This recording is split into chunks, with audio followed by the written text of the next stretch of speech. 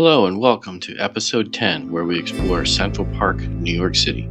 As I described in the last episode, we're staying in the RV in northern New Jersey, using the Staten Island ferry to get to Manhattan and then taking the subway to Central Park.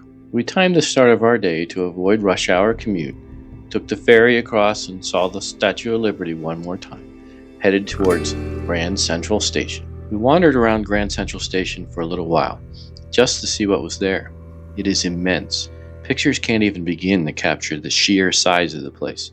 This year happens to be the 100th anniversary of Grand Central Station, and it looks very much like it does on television.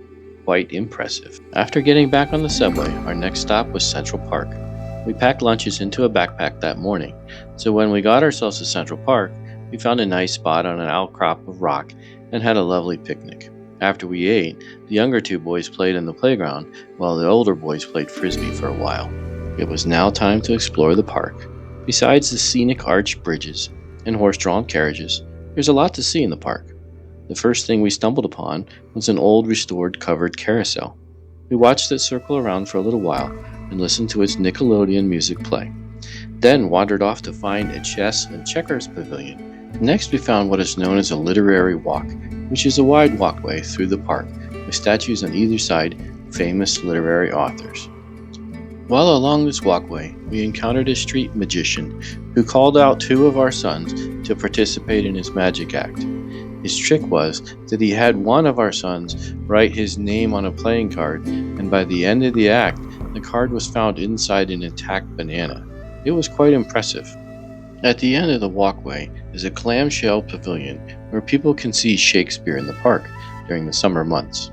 At the end of the mall, we found ourselves at Bethesda Terrace, where there is a beautiful angel fountain. Behind the fountain is the lake where people can rent rowboats, and that day there were plenty of boaters on the water. We wandered across the lake to the famous Bow Bridge and snapped a few pictures of the family. On the other side of the lake is the Ramble. As the name suggests, this is an intertwining ramble of pathways through the woods. Easy to get lost, which we did.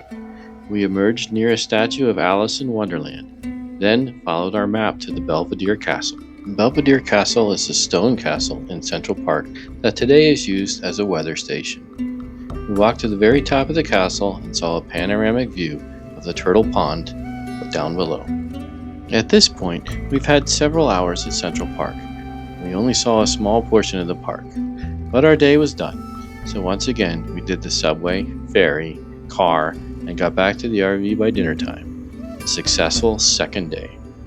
Join us next episode where we visit the World Trade Center 9/11 Memorial and Wall Street.